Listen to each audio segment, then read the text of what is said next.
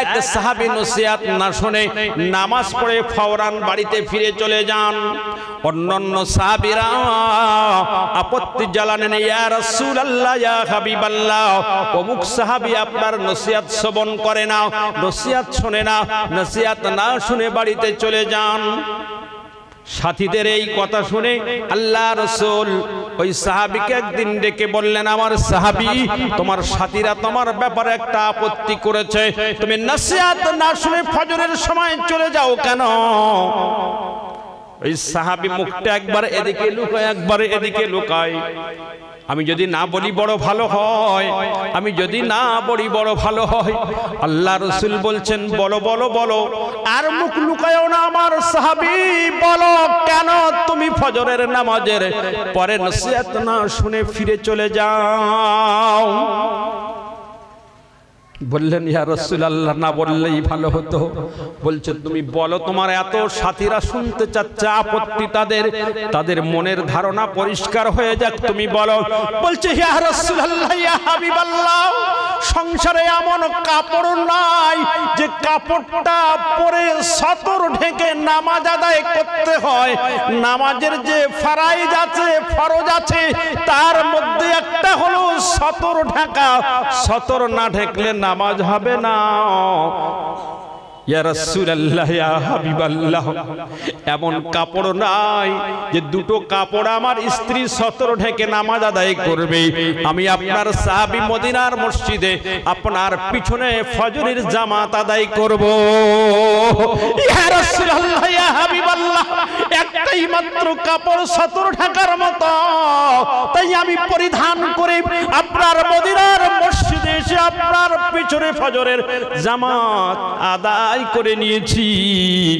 আমি যে আবার ওই কাপড়টা ছাড়ব, তাই আমার স্ত্রী এটাকে পরিধান করে সতর ঢেকে তিনি আবার ফজরের নামাজ আদায় করবেন। ফজরের নামাজের সময়টা বড় অল্প, তাই তার ফজরের নামাজ কাজা হয়ে যাবার ভয়েতে আমি আপনার নসিহত শোনার সুযোগ পাই না। দিন দুনিয়ার বাদশার সাথীদের খবর, দিন দুনিয়ার বাদশার সাথীদের খবর, তারা রাদিয়াল্লাহু তাআলা আনহু ওয়া রাজু আনহু। তারা কি? রাদিয়াল্লাহু তাআলা আনহু ওয়া রাজু আনহু। আল্লাহ তাদের উপরে রাজি হয়েছেন, তারাও আল্লাহর উপরে রাজি হয়ে গেছেন। জোরে বলুন সুবহানাল্লাহ।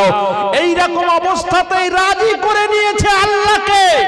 আর আমরা মনে করছি পাঁচতলা বিল্ডিং না হলে আল্লাহ রাজি হবে না, ঘন ঘন বিরিয়ানি ভাত না খেলে আল্লাহ রাজি হবে না, অ্যাম্বাসেডর গাড়ি না চললে আল্লাহ রাজি হবে না, মোজায়েক করা পাথর পিছনে ঘর না করতে পারলে আল্লাহকে রাজি করা যাবে না। এটা হলো শয়তানের নুরানি ধোঁকা।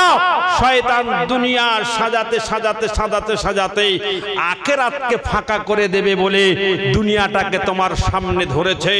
এখনই তুমি এই যে বানাচ্ছ, এখনই তোমার এখান থেকে ছিনিয়ে নিয়ে চলে যাওয়া হবে, এটা অবশ্যম্ভাবী তুমি জানো। তারপরে এত বোকা সাজলে কি করে, বোকা সাজলে কি করে? তুমি তোমার চিরস্থায়ী যেটা আখিরাত, যেখানে লা ইয়ামুতু ফিহা, দুনিয়া তো সব সময় একটা বিষয় আমাদের সামনে, সেটা হলো কখন মরে যাব, কখন মরে যাব। আর মরণটাও আমরা চাই, চাই না? চাই না? কথা বলুন, মরণ চাই না? হ্যাঁ বাবাজি, মরণ চাই না? জি হ্যাঁ। 2টা বছর পড়ে থাকুন বিছনে, 2টা বছর বিছনে পেশাব পায়খানা করুন, বাড়ির লোকে কি বলে একবার দেখুন। তুমি কেথায় পেশাব করে তোমার মরণ হয় না? এ কি অবস্থা করেছো, তোমার মরণ হয় না? বাড়ির লোকে মরণ চায়, চায় না? চায় না? যা জ্বালাতন করছে, কবে মরবে রে? জরাজীর্ণ অবস্থায় মানুষ যখন কয়েক বছর গড়াগড়ি খায় বিছানায়, ওই সময় নিজে নিজে মানুষকে বলে, বাবা দোয়া করো আল্লাহ মৃত্যু দিক। আর কতদিন এরকম যন্ত্রণা ভোগ করব, আর কতদিন এইভাবে গোড়াগড়ি খাবো। দোয়া করো আল্লাহ মউত দিক। বলে না কথা বলুন। অতএব মউত আমরা প্রত্যেকে চাই। মউত তো অবশ্যম্ভাবী আসবেই, চাইলেও আসবে, না চাইলেও আসবে, নির্দিষ্ট সময় আসবে।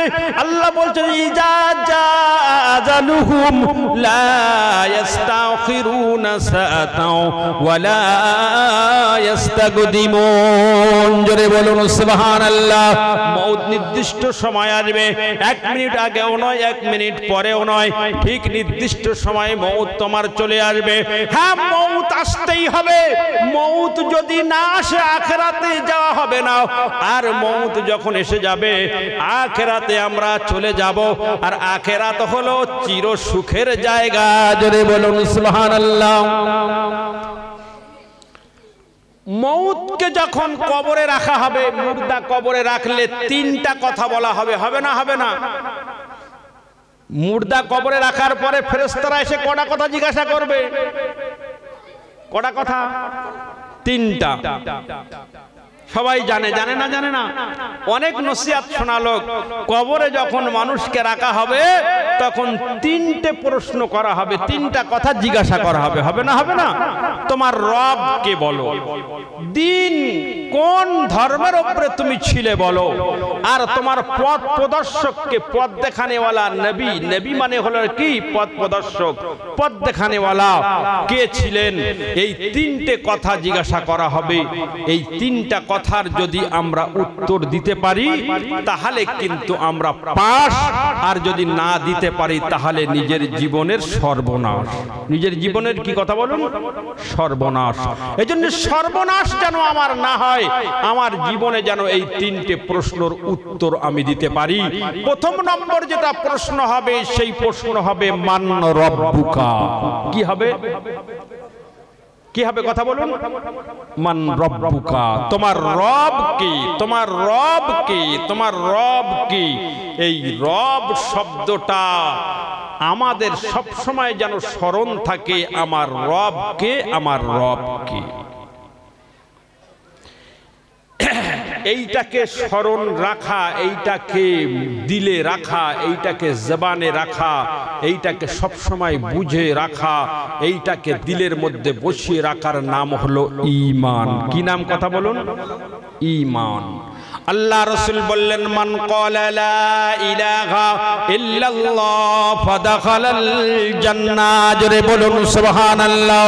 যে ব্যক্তি ইখলাসের সঙ্গে এই কথা বলতে পারবে সে ব্যক্তি জান্নাতি বনে যাবে।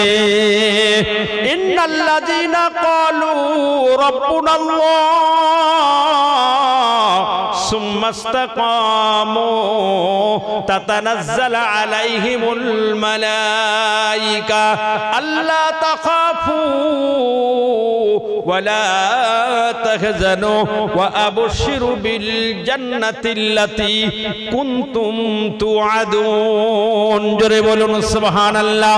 মানুষের যখন মউত এসে যায় ওই সময় বলা হয়েছে এত কষ্ট তার জীবনে, মউতের কষ্ট এত জীবনে হয়, যদি বলা হয় এত পানির পিপাসা হয়, সমুদ্রের সমস্ত পানি যদি এনে তাকে পান করিয়ে দেওয়া হয় তার পিপাসা মেটে না। উহুদ পাহাড় বুকের উপরে চাপিয়ে দিলে যেমন কষ্ট তেমনই কষ্ট তার হয়। হাদিসের মধ্যে এসেছে মউতের যন্ত্রণা এমন কষ্ট, একটা জীবন্ত ছাগলের চামড়াকে তার শরীর থেকে ছাড়িয়ে নিলে যেমন কষ্ট পায়, মউতের কষ্ট তার থেকে আরো শক্ত। একটা রেশমি কাপড় যদি একটা কাঁটা তার উপর দিয়ে টেনে নেওয়া হয়, ওই কাপড়টা যেমন ছিন্ন ভিন্ন হয়ে যায়, মউতের কষ্ট তেমন অবস্থা হয়ে যায়। হযরত আজরাইল যখন সামনে চলে আসে তার আকৃতি দেখার সঙ্গে সঙ্গে মানুষের সব ভুল হয়ে যায়। বললে হুজুর বলবো রব্বি আল্লাহ, আর দিন হলো ইসলাম, আর নবী হলে মুহাম্মাদুর রাসূলুল্লাহ। এই 3টে কথা মনে থাকবে না? এই 3টে কথা মনে থাকবে না? হ্যাঁ, 3টে কথা আপনার মনে থাকবে। তবে কখনো কখনো ভুলে যাবে, কখনো কখনো কি ভুলে যাবে। মানুষ স্মরণ জিনিস কখনো কখনো ভুলে যায়। কখন বলুন দিন দেখি? ভয়েতে। কিসে ভুলে যায়? ভয়ে ভুলে যায় না, যায় না? কি বলবে থতমত খেয়ে গেছে, আর ভয়েতে সামনে যখন কি করবে না করবে কি বলবে ভয়েতে থতমত খেয়ে যায়। জি হ্যাঁ,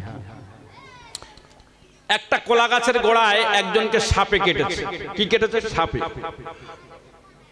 শুনেছে এখানে একটা পদ্মগৌর সাপ ছিল, তাকে কেটেছে, সে মরে গেছে। এখন ওই লোকটা একদিন লাইট আনতে ভুলে গিয়েছে, কলা গাছের পথ দিয়েই তাকে যেতে হয়। এখন চৈত্র বৈশাখ মাসের সময় যাচ্ছে, আর শুকনো তার কলা গাছের যে গায়ে ছালটা থাকে ওটা শুকনো হয়ে যায় না, যায় না? শুকনো হয়ে যায় কিরকম পড়ে থাকে, এরা এরকম করে পড়ে থাকে না, থাকে না? এখন অন্ধকারে মনে মনে ভয়ে যাচ্ছে, সলিমদ্দির এখানে সাপে কেটে মরে গেছে, সলিমদ্দি এখানে সাপে কেটে মরে গেছে, এই কথা মনে করতে করতে যেতে যেতে অন্ধকারে ওই যে শুকনো কলা গাছের ছালটা পড়েছিল, যেই ওর গায়ের উপরে পা উঠেছে, কিরকম আওয়াজ হয় বলুন দেখি? খস করে একটা আওয়াজ হয় না, হয় না?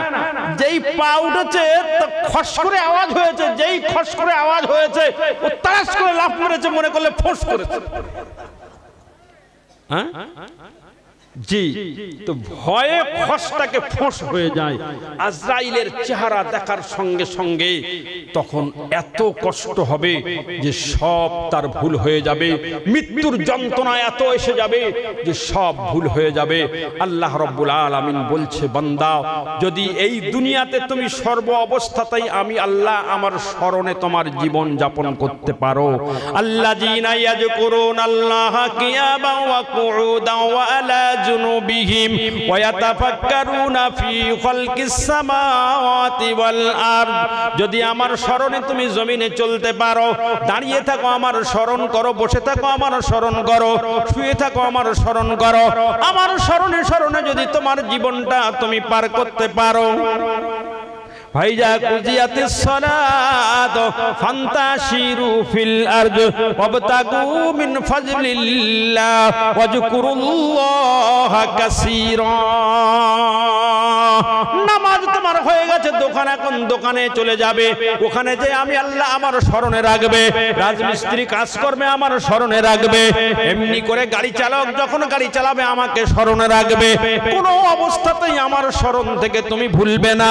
আল্লাহ ইয়াযকুরুনাল্লাহা কিয়ামান ওয়া কুউদান ফাইজা কুজিয়াতিস সালাত, নামাজ যখন হয়ে গেছে, ফান্তাশিরু ফিল আরদ, জমিনে ছড়িয়ে পড়ো, গাড়িওয়ালা গাড়িতে চলে চলতে শুরু করো, রাজমিস্ত্রি কাজ করো, আর ধোপা তুমি কাপড় কাচো, আর সুইপার তুমি পায়খানা পরিষ্কার করো, আর এমনি চাষিবাসী মানুষ তুমি চাষ করো, যে যেখানে যে কাজ করো না কেন সব জায়গাতে আমি আল্লাহ আমার স্মরণ রেখে দেবে। ব্যবসায়ী কি স্মরণ করবে? দোকানে সে মাল হিসেব করা বাদ দিয়ে কি সুবহানাল্লাহ সুবহানাল্লাহ করবে নাকি? না না না না না, ব্যবসায়ী দোকানে মাল যখন দেবে, ওই মাল যখন দেবে ধোঁকা দেবে না, তঞ্চকতা করবে না, কোন রকমের বাটপাড়ি তার মধ্যে থাকবে না, ভালো মালটা যেমনটি মাল তেমনটি দেবে। এটা হলো ওয়াজকুরুল্লাহা কাসীরা। আপনার বাড়িতে আজকে দেখাশোনা এসেছে, আপনি মনে করেছেন 10 জন লোক আসবে, 10টা প্লেট সাজিয়ে দেব, ওই প্লেটে ডিম ভাজি দেব, আলু ভাজি দেব, পটল ভাজি দেব, আর এই সাইজের একটা একটা বাটা মাছ বাসনে প্লেটে চাপিয়ে দেব।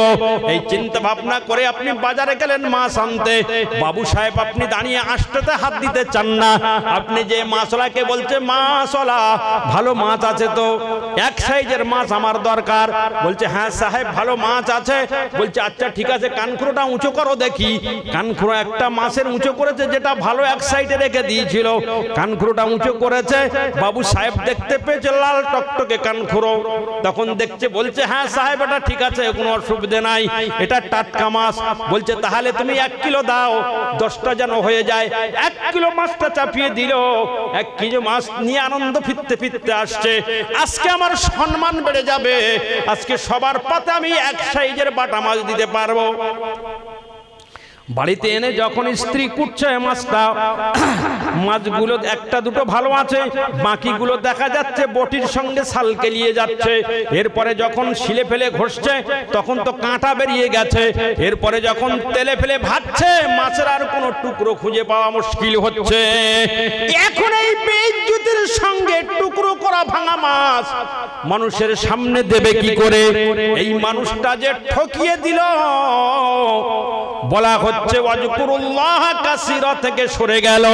ওই পচা মাছগুলো চাপিয়ে দিলে তুমি সত্য ভালো মাছ বলে, এটা আল্লাহর শরণ তোমার কাছে থাকলো না, এটা মানুষকে তুমি ঠকিয়ে দিলে।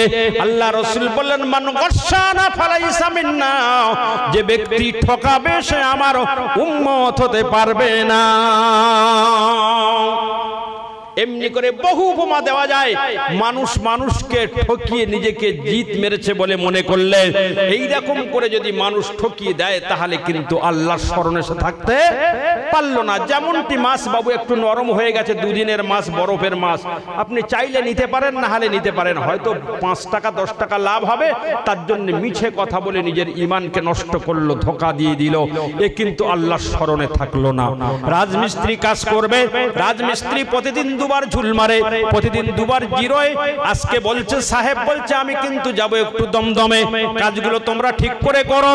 ওরা বলছে ঠিক আছে যাও সাহেব। তারপরে দেখছি প্রতিদিন 10 মিনিট করে জিরোই, আজকে আধ ঘন্টা করে জিরিয়ে নেব। তুমি যদি প্রতিদিন যেমন জিরোতে তেমন যদি জিরোতে পারো তাহলে ওয়াজকুরুল্লাহ কাসীরা হলো। আর যদি ওই মালিক চলে যাওয়ার পরে যদি তুমি আধ ঘন্টা সময় জিরিয়ে নাও, তবে তুমি আল্লাহর শরণ থেকে গাফেল হয়ে গেলে। ওয়াজকুরুল্লাহ কাসীরা তোমার মধ্যে থাকলো না। বন্ধুবর্গ আমার, এইভাবে উপমা ধরতে ধরতে আপনাদেরকে অনেক কথা বলা যাবে। এক কথায় হলো দুনিয়ার বুকে সব জায়গাতে আপনার আল্লাহর শরণ থাকতে হবে। এখানে আরেকটা কথা আপনাদেরকে স্মরণ করিয়ে দিই। আল্লাহ বলছেন ইন্নাস সালাতা তানহা আনিল ফাহশাই ওয়াল মুনকার ওয়ালা যিকরুল্লাহি আকবার। জোরে বলুন সুবহানাল্লাহ। নামাজ হলো সবথেকে বড় জিকির। নামাজ কি? সবথেকে বড় জিকির। নামাজ সবথেকে বড় জিকির। এখন আমাদের নামাজের জন্য মসজিদে মসজিদে আজান দেওয়া হয় না, হয় না? আজান দেওয়াটা কিসের জন্য? আজান দেওয়াটা কিসের জন্য বলুন? যে জায়গায় আজান হয় না ওইখানে যদি নামাজ পড়া হয়, নামাজ হবে না? হবে না? কিছু বলে না।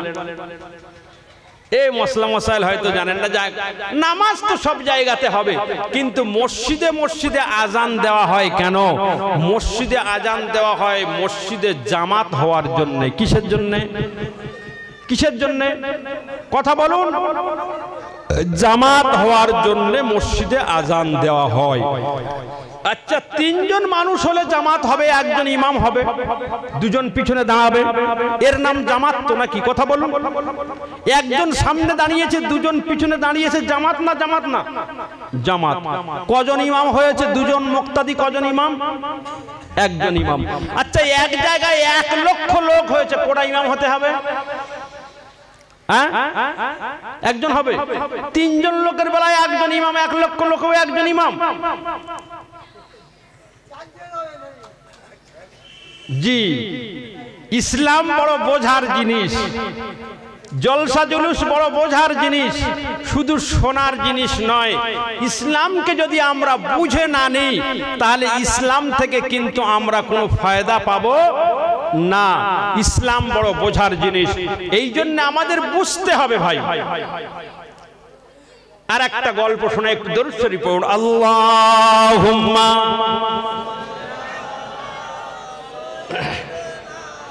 মাওলানা মুহাম্মদ ওয়া আলা আলি সাইয়্যিদিনা।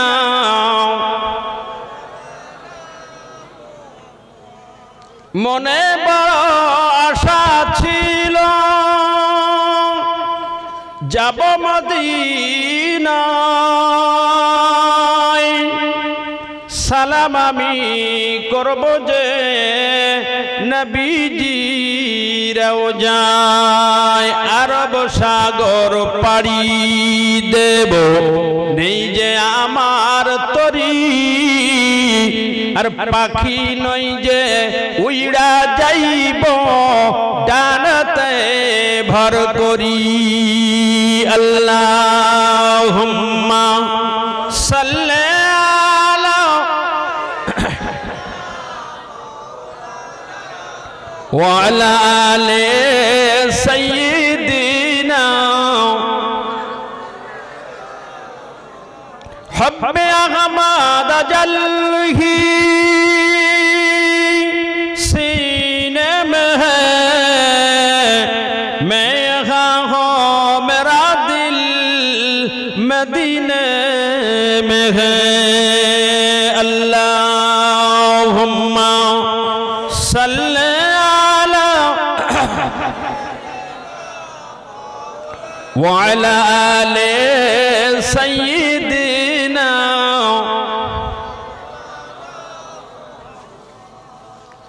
তাহলে কি কথা বলছিলাম, ইসলাম বোঝার জিনিস, তাই কি না? ইসলাম বড় বোঝার জিনিস। যদি বুঝে না নেওয়া হয় ইসলাম থেকে লাভ পাওয়ার থেকে ক্ষতি হবে বেশি। একজন বয়স্ক মানুষ, একটু রাত ভারী হয়ে গেছে তো একটু হাসি মুখ রাখি না, কি বলছেন? হ্যাঁ, মিলিয়ে গুছিয়ে বলি।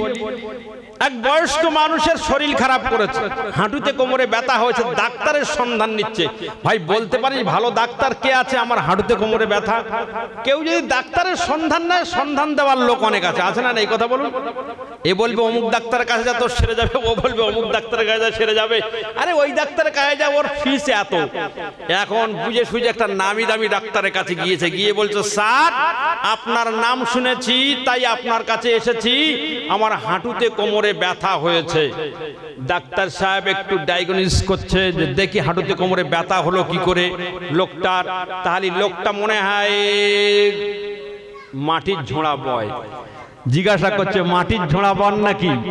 তা বলছে না সাহেব মাটির ঝোড়া বই না। কোদাল কোপান নাকি? তা বলছে না কোদাল কোপাই না। তাহলে ভাঙা সাইকেল চালান নাকি?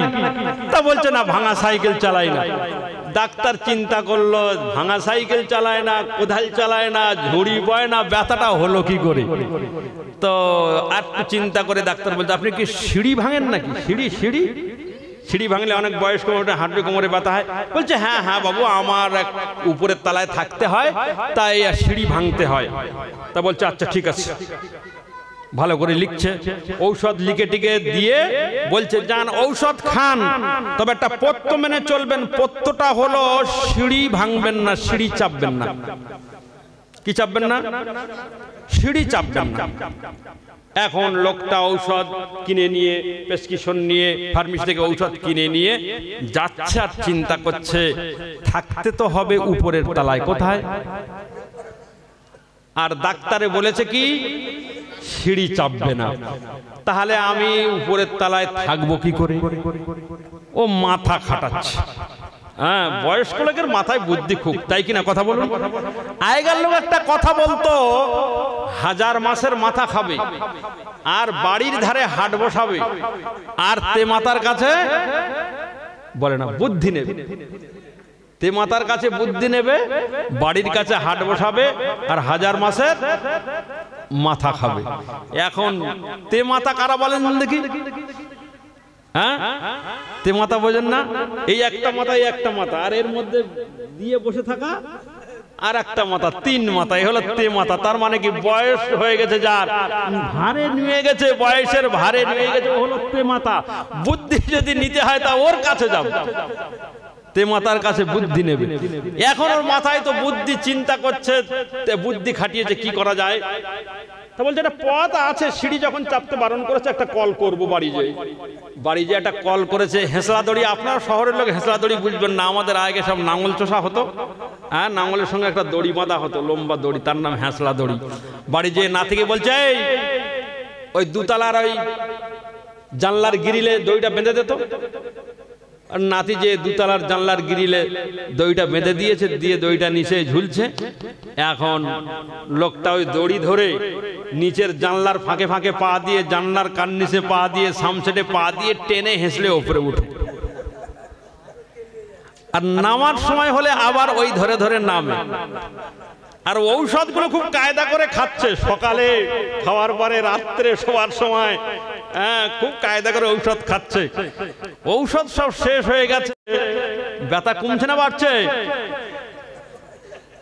তো বলছে আর ডাক্তার হয়েছে, ও আগে যাই দেখা হোক, তারপরে ওর ব্যবস্থা হচ্ছে। সবাই বললো ভালো ডাক্তার, আর এত টাকা ফিস নিল, বললো ভালো কোম্পানি ঔষধ লিখে দিয়েছি, আমার রোগ সারে না, আমি যাই তারপরে হচ্ছে।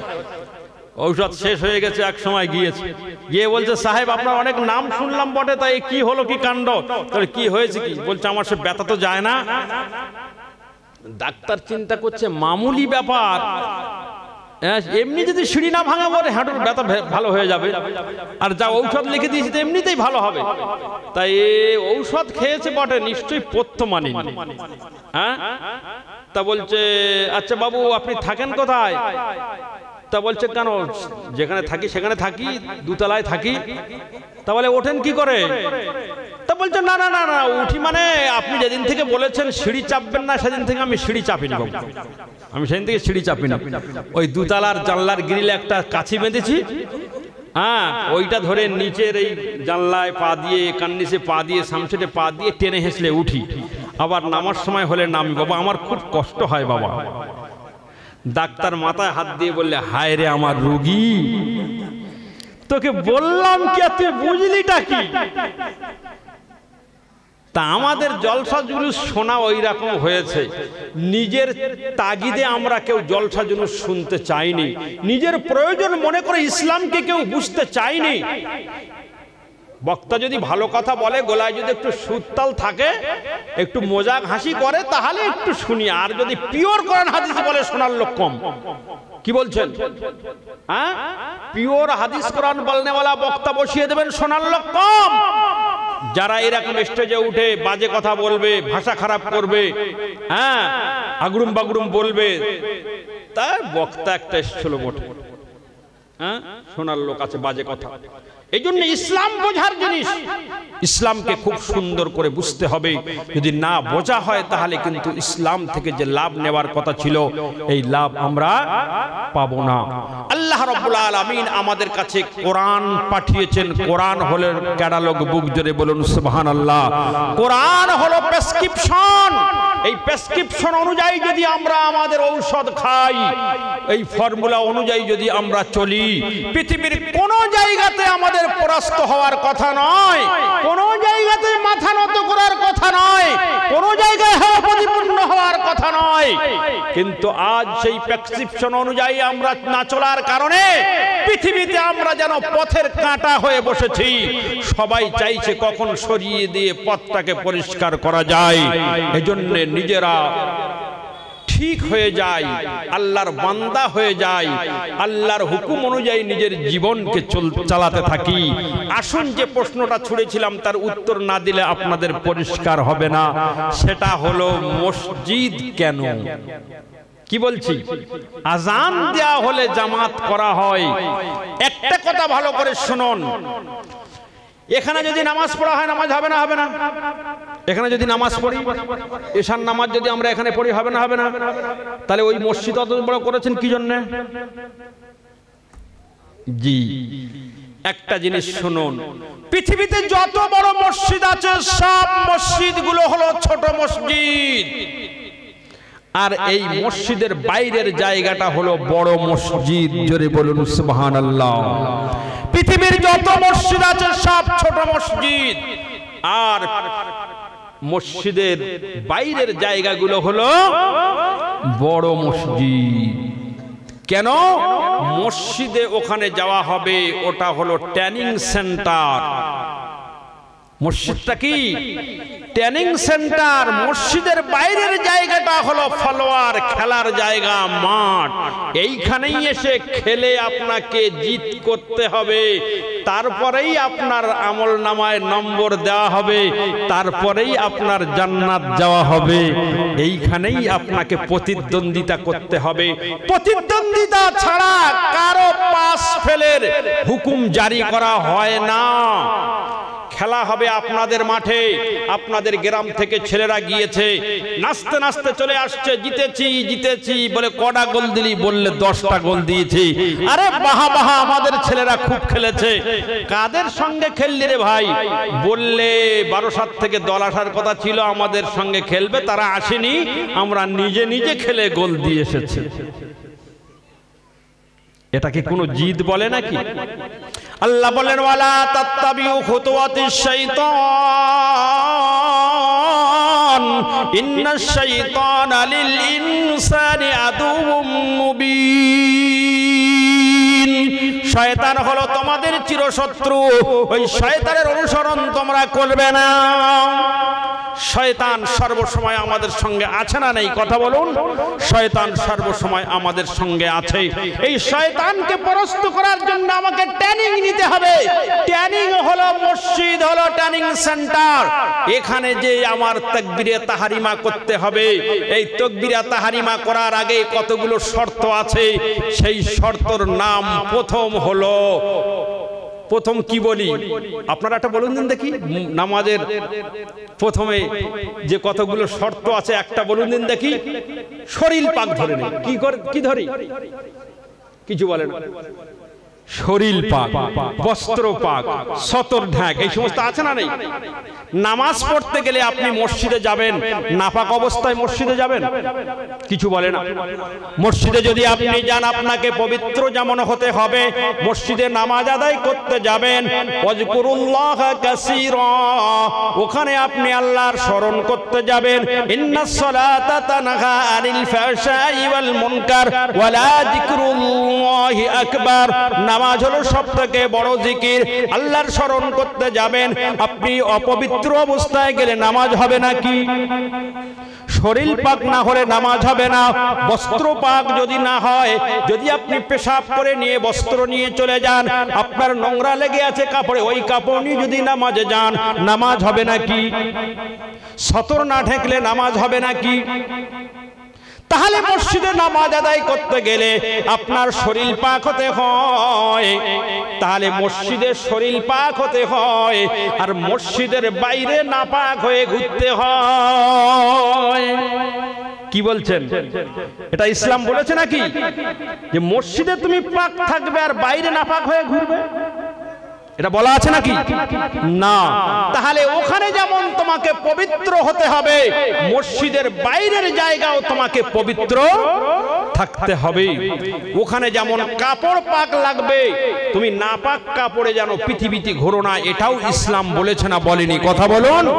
সতর ঢাকার কথা আছে, নামাজ পড়ার সময় সতর ঢাকার কথা। সতর পুরুষের হলো নাভির উপর থেকে নিয়ে হাঁটুর নিচে পর্যন্ত, আর মেয়েদের তো এক কথায় সমস্ত শরীরটাই সতর বললেই চলে। এই যে সতর ঢাকার ব্যাপারটা, এটা মসজিদে গেলে সতর ঢেকতে হবে, আর মসজিদের বাইরে এসে খুলে ঘুরে বেড়াতে হবে। ইসলাম কি এটা বলেছে নাকি? তাহলে মসজিদে যেমন ট্রেনিং নিলেন, ওখানে সতর ঢেকতে হবে, মসজিদের বাইরে এসে খেলতে হবে। এখানে যেন হাঁটুর উপরে কাপড় না ওঠে, এখানে যেন নাভির নিচে কাপড় না নেমে যায়, এখানে যেন পেশাব করে আমার কাপড়ে যেন না লেগে যায়, এখানে যেন আমার ফরজ হয়ে গেলে গোসল আমি যেন এমনিতে ঘুরে না বেড়াই, আমি যেন সঙ্গে সঙ্গে আমার শরীরটাকে পাক করে নিই। এটা ইসলাম বলেছে। এই জন্য মসজিদ হলো ট্রেনিং সেন্টার। মসজিদে যখন আপনি নামাজ শুরু করবেন, আল্লাহ যে কথাগুলো বলেছে সেই কথা ছাড়া বাজে কথা কোনো বলা চলবে না। কি কথা বলুন? কোনো বাজে কথা বলা চলবে না।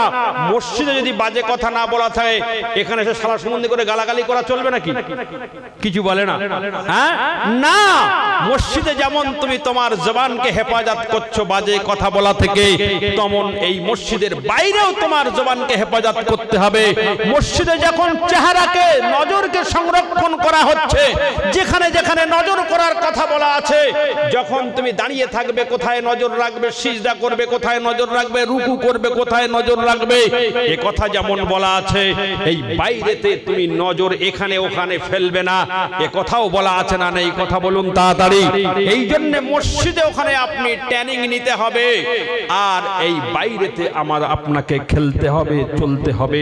মসজিদে যখন ইমাম সাহেব আল্লাহু আকবার, এটা নামাজ শুরু না তাড়াতাড়ি কথা বলুন, আল্লাহর নাম নিয়ে শুরু, জানানো হচ্ছে পৃথিবীর মানুষেরা শুনে নাও, আল্লাহর পৃথিবী, আল্লাহর হুকুমে চলতে হবে, আল্লাহ যেমনটি বলে তেমনটি চলতে হবে।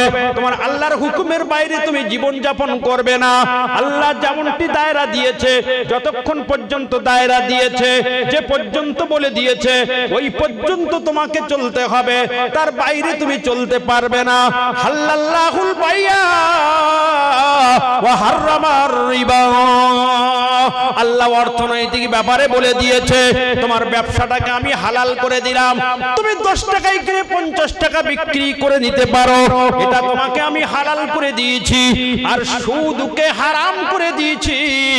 এই ব্যবসাতে তোমার লাভ হবে কি হবে না এটা ব্যাপার। সুদের মধ্যে তুমি দেখছো গোছা গোছা টাকা লাভ হয়ে আসছে, যতই গোছা গোছা টাকা তোমার লাভ হোক না কেন, আমি আল্লাহ দায়রা দিয়ে দিলাম, আমি আল্লাহ এইখানে পাঁচিল টেনে দিলাম, হাল্লাল্লাহুল বাইয়া ওয়া হারামার রিবা, সুদ তোমার জন্য আমি আল্লাহ হারাম করেছি। কোনো মতে সুদের আশেপাশে তুমি যেতে পারবে না। আল্লাহ রাব্বুল আলামিন এই ঘোষণাগুলো আমার আপনার কাছে, পৃথিবীর মানুষের কাছে রেখেছেন। আমরা এইগুলোকে যদি লোভকে সম্ভ্রম করে আমরা যদি গরিবী হালতে জীবন যাপন করতে পারি, রাসূলুল্লাহ সাল্লাল্লাহু আলাইহি ওয়াসাল্লামের জীবন আদর্শ, সাহাবীদের জীবন আদর্শ শোনালাম, যে এখানে অট্টলিকা বালাখানা করার জায়গা নয়। দিন দুনিয়ার বাদশার জীবন আদর্শ যখন এরকম, আমি আপনি কোন আশাতে এত বুক বেঁধে দুনিয়াতে আসছি? এই জন্য দুনিয়া থেকে আমরা যখন যাব, কবরে যখন যাওয়া হবে, প্রথমে জিজ্ঞাসা করা হবে মান রব্বুকা, কি বলা হবে? কথা বলুন। এই রব্বুকা যখন বলা হবে, তখন আমাদের বলতে হবে রব্বি আল্লাহ, রব্বি আল্লাহ, রব্বি আল্লাহ। তাই এইটা যেন ভুলে না যাই। যখনই বলা হবে রব্বি আল্লাহ, এই কথা যেন ভুলে না যাই। বলতে হবে না? হবে না? ভুলে যদি না যাই, ভুলে যেন না যাই। তাই আল্লাহ রাব্বুল আলামিন বড় দয়া করেছেন, আমার বান্দা যেন ভুলে না যায়। ভুলে যদি যায় বড় বিপদ হবে। আল্লাহ চায় না বান্দা জাহান্নামে যাক, তাই এমন একটা ব্যবস্থা করে দিয়েছেন, সেটার নাম হলো নামাজ। নামাজ ফরজ হয় কত বছর বয়সে? তাড়াতাড়ি কথা বলুন। বালেগ হলে 12 বছর বয়সে ধরে নেওয়া গেল, 12 বছর বয়সে আমার নামাজ ফরজ হয়েছে। এখন আমার নামাজ ফরজ হয়ে গেছে, আমার মনে থাকার কথা না? কথা না? তাড়াতাড়ি কথা বলুন। মনে থাকবে তো যে আমি বালেগ হয়ে গেছি? মনে থাকবে তো আমার নামাজ ফরজ হয়ে গেছে? মনে থাকবে তো? তাহলে যদি আমার মনে থাকে, আযান কিসের জন্য? যদি আমার মনে থাকে আযান কিসের জন্য? আযানের মধ্যে বলা হচ্ছে আল্লাহু আকবার, আল্লাহু আকবার, হাইয়া আলাস সালাহ।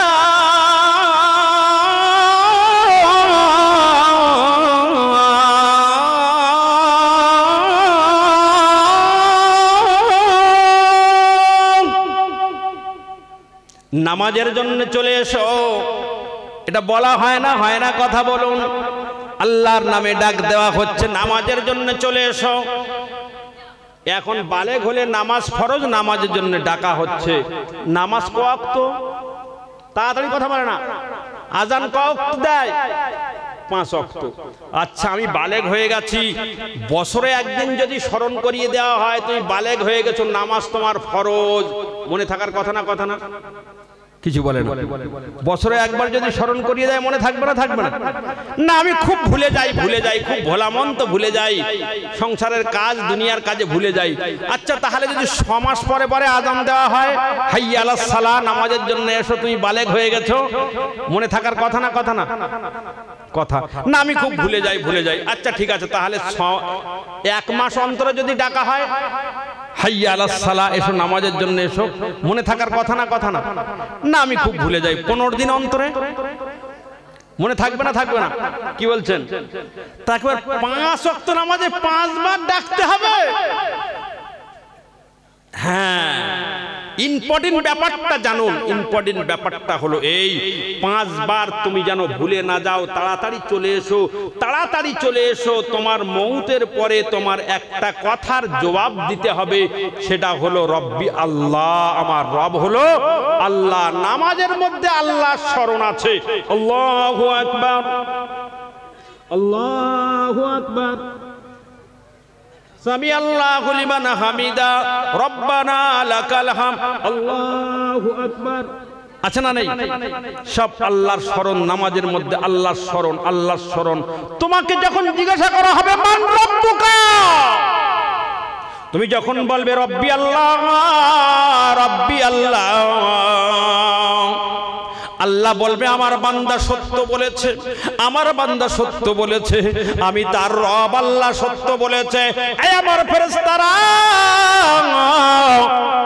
ফাফরিশু ফিল জান্নাহ, কবরে জান্নাতের বিছানা তাড়াতাড়ি করে বিছিয়ে দাও, আমার বান্দা সত্য কথা বলেছে। ফাফরিশু ফিল জান্নাহ, কবরে জান্নাতের বিছানা বিছিয়ে দাও। ওয়ালবাসু বাবুল জান্নাহ, ওয়ালবিসু লাহু ফিল জান্নাহ, তার জন্য জান্নাতের পোশাক পরিয়ে দাও। আফতাহু লাহু বাবুল জান্নাহ, তার জন্য জান্নাতের দরওয়াজা খুলে দাও। জান্নাতের দরওয়াজা খুলে দেওয়া হবে, জান্নাতের মনোরম বাতাস আসবে। ওই ব্যক্তিটা ঘুমিয়ে যাবে, ঘুমিয়ে যাবে, এমন ঘুমিয়ে যাবে। আজ কতদিন আগে দুনিয়া সৃষ্টি হয়েছে, কত ইমানদার মানুষ চলে গেছে, তারা কবরে এই কথা অনেকেই বলতে পেরেছে না পারিনি? কথা বলুন, পেরেছে। তারাও ঘুমিয়ে গেছে, আমরাও বলতে পারলে ঘুমিয়ে যাব। কিয়ামত কবে হবে আমরা কেউ জানি না, জানি না। ওয়া নুফিকা ফিস-সূর ফাতাতুনা আফওয়াজা, দ্বিতীয়বার যখন সিংহায় ফুঁক দেওয়া হবে, প্রথমবারে তো দিলে কিয়ামত হয়ে যাবে, দ্বিতীয়বার যখন আবার সিংহায় ফুঁক দেওয়া হবে, মাথার মাটি ঝাড়তে ঝাড়তে কবর থেকে যখন উঠবে, তখন ওই ব্যক্তিটা যে বলেছিল রব্বি আল্লাহ, আর আল্লাহ ফেরেশতাদের বলেছিল তার জন্য জান্নাতের বিছানা বিছিয়ে দাও, জান্নাতের দরওয়াজা খুলে দাও, জান্নাতের পোশাক পরিয়ে দাও। ওই ব্যক্তিটা যখন ঘুম থেকে উঠবে, চোখ রগড়াতে বিরক্ত হয়ে হয়ে উঠবে, আমি এখনই ঘুমালাম আর আমার কাঁচা ঘুমে কে আমাকে ডাকে। অথচ কত হাজার হাজার বছর আগে যে ঘুমিয়ে গেছে তার কোনো ঠিক নাই। এজন্য বন্ধু আমার, আর যে ব্যক্তি ওই কথার উত্তরগুলো দিতে পারবে না, আল্লাহ রাসূল বললেন কবর দুই দিক থেকে এত সংকীর্ণ হবে, এমন করে আল্লাহ রাসূল হাদিস বয়ান করলেন, এক পাঁজরের হাড় অপর পাঁজরের মধ্যে ঢুকে যাবে। কবরে সাপ মুসাল্লাত করে দেওয়া হবে। ফজরের নামাজ কাজা করার দরুন জোহর পর্যন্ত সাপ তাকে দংশন করতে থাকবে। জোহরের নামাজ কাজা করার দরুন আসর পর্যন্ত দংশন করতে থাকবে। আসরের নামাজ কাজা করার দরুন মাগরিব পর্যন্ত দংশন করতে থাকবে। মাগরিবের নামাজ কাজা করার দরুন ঈশা পর্যন্ত করতে থাকবে। ঈশার নামাজ কাজা করার দরুন আবার ফজর পর্যন্ত দংশন করতে থাকবে। এত তেজদার, এত জহর বিশিষ্ট সাপ একবার দুনিয়ায় যদি সবল দেয়, দুনিয়ায় দ্বিতীয়বার কোন তরুলতা আর জন্মাবে না। সাগরের পানি সব বিষাক্ত হয়ে যাবে। এ বন্ধুবর্গ আমার, আমি আর আপনি সেই পথের যাত্রী, অবশ্যম্ভাবী যেতে হবে, কোনো রেহাই নাই, পালানোর কোনো উপায় নাই। কোনো গর্তে লুকানোর উপায় নাই, যেতেই হবে, যেতে হবে। অতএব সেই পথ পরিষ্কার করে আমাকে আপনাকে যেতে হবে। দুনিয়ার ধোকা ধান্দা পড়ে আখিরাতকে যেন ভুলে না যাই, দুনিয়ায় ধোকা ধান্দা পড়ে আল্লাহর স্মরণ যেন যেখান থেকে সরে না যায়। আল্লাহ আমাদের প্রত্যেককেই সেই কথা স্মরণ করতে করতে আল্লাহর হুকুম রাসূলের তরিকা মেনে নিয়ে চলতে চলতে আল্লাহ আমাদেরকে যাওয়ার তৌফিক নসিব করুন।